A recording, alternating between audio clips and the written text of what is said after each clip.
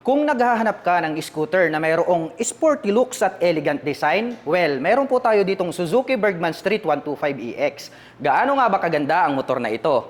Yan ang ating aalamin ngayon. Tara!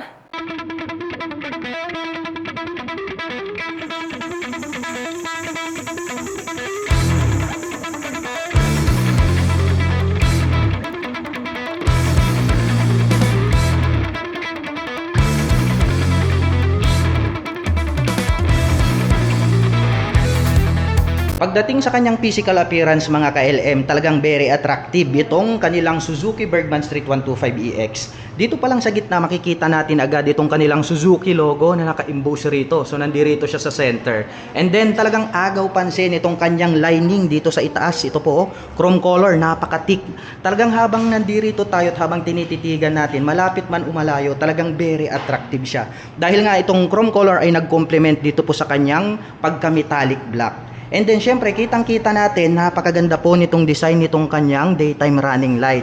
Anyway, yung position po ng kanyang lighting nandirito sa ibaba, nakikita natin na nagkaroon po siya ng 3 partition. So makikita natin agad na ito po ay nagkaroon ng high beam at low beam. And then crescent moon yung kanyang pagkaka-design dito sa kanyang headlight. At dito naman po sa itaas makikita natin dito itong kanyang cute na little visor. So yung ginamit naman po nila rito is clear. And then naka-built-in po yan, integrated. So hindi po siya adjustable. Well, ang ganda nung kanyang pagkakaroon ng visor dyan sa gitna kasi nga kung inyong makikita talagang dagdag pogi points para sa kanyang overall physical appearance. Well, dito naman sa ibaba, dito natin makikita itong kanyang turn signals. Ayan o, ang ganda rin ng pagkakadesign, nagkaroon ng mga cutaway design dito and then pahaba rito sa dulo. So bulb type pa po yung kanyang ginagamit para po sa kanyang turn signals. Well, mapunta naman po tayo dito sa kanyang front fender. Yan o, napakakapal. And then parang metallic black yung dating ng kanyang color. At dito may makikita po tayo rito na light reflector na bilog, which is added visibility sa gabi yan. So ayan, magkabilaan yan mga ka-LM. And then mapunta naman tayo dito sa kanyang braking system. Ito po ay equipped with single rotor disc brake na bilog, along with Nissin na black single pot caliper. And then pagdating naman po rito sa kanyang front suspension, ito po ay equipped with traditional telescopic fork. Matte black naman po yung kanilang ginamit. And then ang ganda rin ng kulay nitong kanyang mugs, para po siyang dark silver. At pagdating naman po sa mga sukat ng gulong, dito makikita natin na ito po ay mayroong 90 by 90-12. Well, napakakapal na po nitong kanyang stock tires. At saktong-sakto ito mga ka-LM, nakadesign siya pang city riding condition. Well, dumako naman tayo dito sa itaas. Dito makikita natin itong kanyang napakagandang fully digital meter panel. So ang ganda rin ng pagkakadesign na mahaba po itong kanyang display. And then nagkaroon po siya rito ng button selector at saka yung kanyang adjustable button.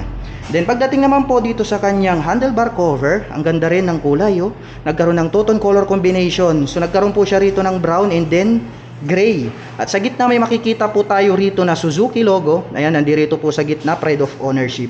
And then dito naman po sa kaliwa, makikita nating button dito, nandirito naman po itong kanyang high beam and low beam, turn signal selector at ang kanyang horn. At nandirito naman po itong kanyang rear brake.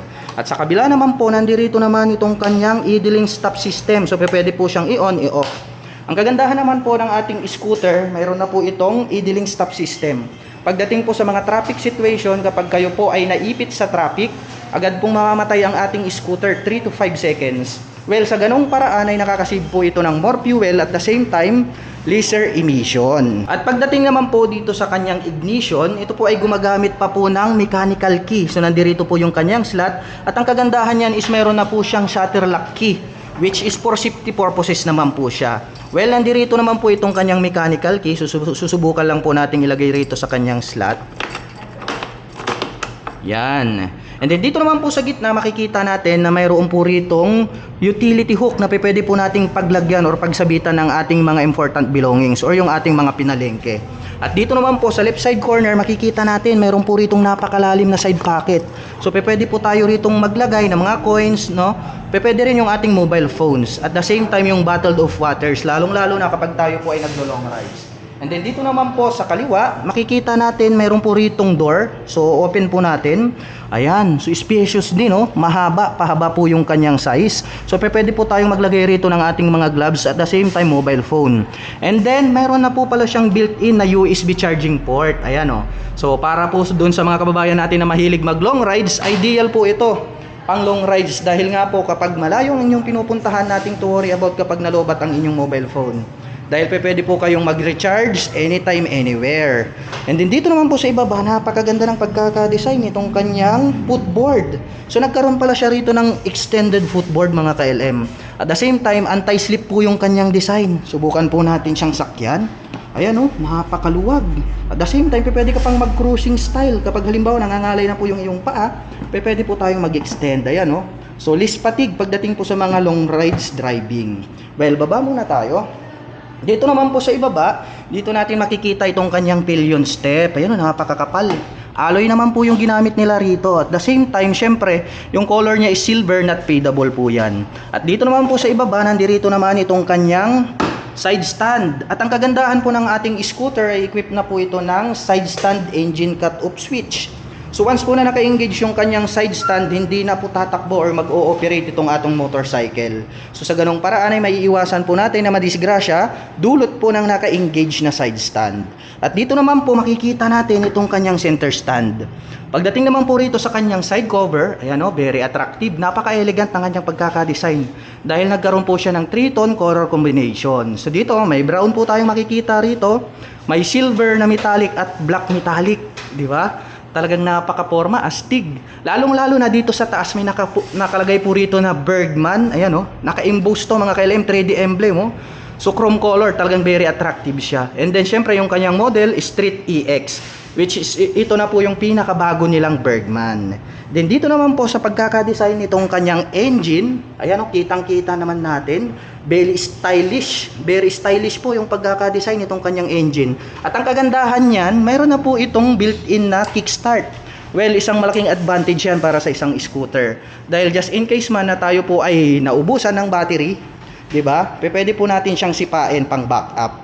At pagdating naman po rito sa kanyang engine cover, ayan, matte black naman po yung color. May naka-intact po rito na Suzuki. At ito naman po yung kanyang air filter. So matte black din po yung kanyang color. Mapunta naman tayo rito sa likod. Pagdating naman po rito sa kanyang rear suspension, ito po ay equipped with single shock absorber. So glossy black naman po yung ginamit nila rito na coil spring. At pagdating naman po sa kanyang braking system, ito po ay equipped with mechanical trailing or yung tinatawag po natin na drum brake. At pagdating naman po sa mga sukat ng gulong dito sa likuran, ito po ay mayroong 100 by 80-12. So napansin ko lang mga ka-LM, naka 12 na po yung kanyang rear wheels, ganun din po sa front wheels. Well balanced na po yung takbo nito. Talagang nakakapagbigay po yan ng highest stability pagdating in any riding condition. At dito naman po sa taas, napakalapad pala nitong kanyang integrated na grab bar mga ka-LM oh.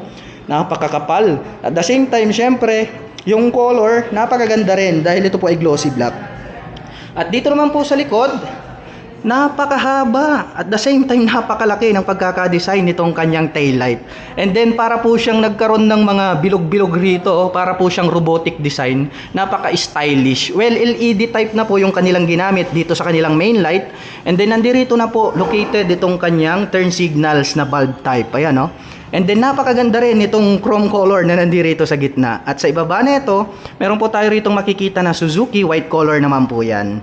At dito po, itong nakaumbok na part na to, pag ating sinilip, ito po, mayroon na po siyang plate light, which is very visible na po yung ating lights or yung ating plate dito po sa likuran. At may dagdag pang reflectors dito sa gitna. At ito na rin pong rear fender ang nagsisilbi niyang plate holder. Well, dito naman po sa kanyang pagkaka-design nitong kanyang stock pipe, you know, very stylish, parang machine gun. Dito nagkaroon ng deep lines at the same time parang nagkaroon ng touch ng carbon, tapos nagkaroon po siya ng dual tone color combination. Ang ganda ng design nitong kanyang stock na protection. At the same time yung kanyang tip, ayan oh, very attractive din dahil nga po ito ay silver color. So ang ganda ng complement nitong kanyang colors. So talagang nagre-reflect. And then dito naman po may makikita po tayo rito na ASP, which is Suzuki Eco Performance Alpha. So ang pagkaka-design po ng kanyang engine ay naka-ASP na po siya. So meaning to say, ang atin pong Suzuki Bergman Street 125 ay nakakapag-provide po ng more power, less fuel, at less emission. Well, mapunta naman po tayo rito sa kanyang upuan. Napakalapad mga ka-LM. So kahit na anong size, talagang very fit. And then, very premium looks itong kanyang seat cover dahil nagkaroon po ito ng two-tone color combination. So matte black po rito. And then brown naman po rito sa gitna, which is para po siyang leather type, no? Napakalambot din, which is yung comfortability nandirito. Well, ngayon naman mga KLM, subukan nating buksan para makita naman natin itong kanyang underseat compartment. So press lang natin itong kanyang mechanical key, yon. So narinig naman natin, nag-click na, meaning to say is bukas na po siya. Yun. Napakalawak at napakalalim din itong kanyang underseat compartment. Well, marami na po tayo ritong mailalagay ng mga personal belongings. At the same time, kung gusto nyong mag-joyride or di kaya mag-long ride, di ba? Marami tayong madadala. At dito na rin po located underseat compartment ito pong kanyang fuel tank. Kaya no?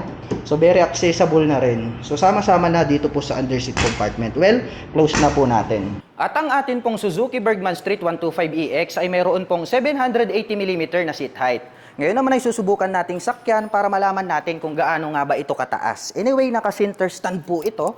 Ayan, medyo madulas. Ayan. So kitang-kita naman dyan sa ating camera mga ka-LM, medyo steep toe tayo ng konti. Konting-kunti lang naman.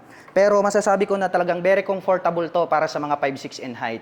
Para naman dun sa mga kababayan natin na hindi naman masyadong katangkaran, nating to worry about dahil pwede naman po tayong mag-adjust ng ating mga suspension. Pwede sa harap at pwede rin po sa likod.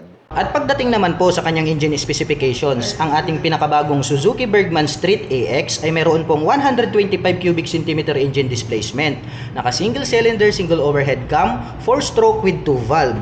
At nakakapag-provide naman po ito ng 6.3 kW at 6,500 RPM, habang nakakapagbigay naman ito ng maximum torque na 10 Nm at 5,000 RPM. At ang bigat ng motorsiklong ito ay mayroon pong 112 kg.